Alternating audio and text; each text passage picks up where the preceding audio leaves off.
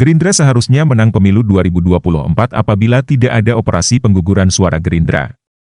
Pemirsa sekalian, disclaimer dulu sebelum melanjutkan. Video ini adalah analisis atas hasil Pilpres 2024 dan Pileg 2024. Apa yang diungkapkan pada video ini hanyalah teori tanpa bukti berdasarkan hasil utak-atik suara sah pemilu 2024. Apabila disama-samakan maka teori ini mungkin hampir sama dengan teori yang mengatakan ada pengkerdilan suara PDIP dan Ganjar Mahfud. Bedanya, teori pengkerdilan PDIP dan Ganjar Mahfud hanya berhenti sebatas omon-omon tanpa penyajian angka-angka. Di video ini angka-angkanya disajikan. Baiklah, mari kita mulai. Pemirsa sekalian, pada tanggal 20 Maret 2024 yang lalu KPU telah mengumumkan hasil rekapitulasi nasional perhitungan suara pemilu 2024. Untuk Pilpres, jumlah suara sah sebanyak 164.227.475 suara dengan rincian. Anies Cak Imin, 40.971.906 suara. Prabowo Gibran, 96.214.691 suara. Ganjar Mahfud, 27.040.878 suara.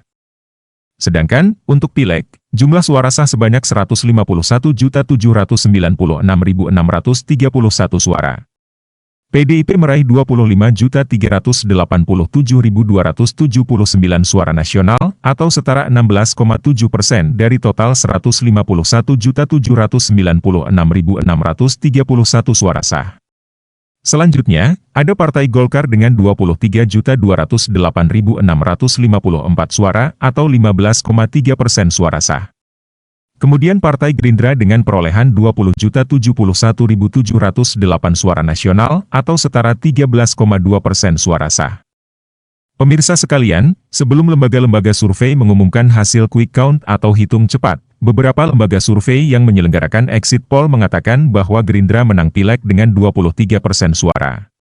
Akan tetapi, ketika quick count, Gerindra mendapatkan hasil yang hampir sama dengan hasil hitung manual KPU yaitu sekitar 13% suara. Burhanuddin Muhtadi mengatakan semua lembaga survei tidak mampu menjelaskan perbedaan hasil antara exit poll dengan quick count untuk Pileg itu. Disinilah kita akan masuk, pemirsa sekalian. Selain ramai suara tentang upaya-upaya pengkerdilan PDIP dan Ganjar Mahfud, sebenarnya pada saat penghitungan suara di TPS sudah terdengar adanya isu pengguguran suara Gerindra dengan tujuan agar Gerindra tidak menang Pileg. Tentu isu itu hanya sekedar isu karena nyatanya Gerindra tidak mengajukan sengketa hasil Pileg. Kombor TV maklum dengan hal itu karena Gerindra lebih fokus untuk menghadapi gugatan sengketa Pilpres yang diajukan paslon 01 dan 03. Mari kita mulai penghitungan. Jumlah suara sah Pilpres sebesar 164.227.475 suara dan jumlah suara sah Pileg 151.796.631 suara. Terdapat selisih sebesar 12.430.844 suara. Pemirsa sekalian, apabila selisih suara sebesar 12.430.844 suara tersebut ditambahkan pada perolehan suara Gerindra yang sebesar 20.071.708 suara maka Gerindra akan memperoleh suara sah nasional sebesar 32.502.552. Suara sah Pileg menjadi sama dengan suara sah Pilpres yaitu 164.227.475 suara.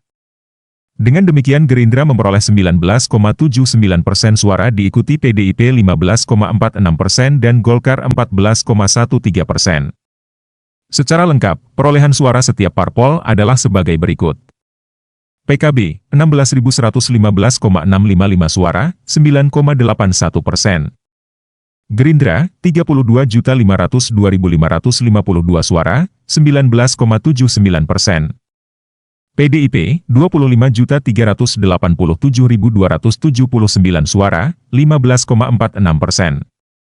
Golkar, 23.208.654 suara, 14,13%. Nasdem, 14.660.516 suara, 8,93%. Partai Buruh, 972.910 suara, 0,59%. Partai Gelora, 1.281.991 suara, 0,78%. PKS, 12.781.353 suara, 7,78%. PKN, 326.800 suara, 0,20%. Hanura, 1.094.588 suara, 0,67%. Garuda, 406.883 suara, 0,25%. PAN, 10.984.003 suara, 6,69%. PBB, 484.486 suara, 0,30%. Demokrat, 11.283.160 suara, 6,87%. PSI, 4.260.169 suara, 2,59%. Perindo, 1.955.154 suara, 1,19%. PPP, 5.878.777 suara, 3,58%. Partai Umat, 642.545 suara, 0,39%. Pemirsa sekalian, bukan hanya penguasa yang bisa melakukan operasi pengkerdilan suara suatu parpol. Parpol yang khawatir Gerindra menjadi pemenang pileg pun bisa melakukan operasi seperti itu.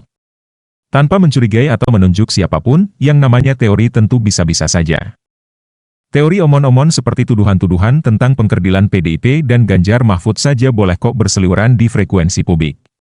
Apalagi teori Gerindra menang pemilu ini.